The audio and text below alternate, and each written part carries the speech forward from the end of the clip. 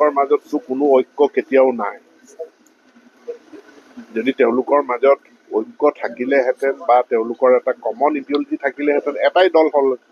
যেহেতু common ইডিঅলজি common agenda নাই সেইকাৰণে বেলেগ বেলেগ দল হৈছে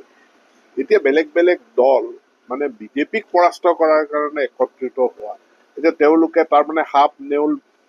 চব বাঘ হৰিণা চব একেলগ হ'ব লাগিব যিটো সম্ভৱপৰ নহয় আৰু সম্ভৱপৰ নহয় কাৰণে তেওঁলোকৰ ৰিজৰ্টত সেই ফাটটো পুনৰ মানে এইটো প্ৰকাশিত হ'ল মানে 26ত ৱাক অভাৰ দিবৰ কাৰণে এইবিলাক কুচকাৱাজ নেকি বিজেপিক মই নাজানো ৱাক অভাৰ তেওঁলোকে দিয়াৰ যোগ্যতা তেওঁলোকৰ আছে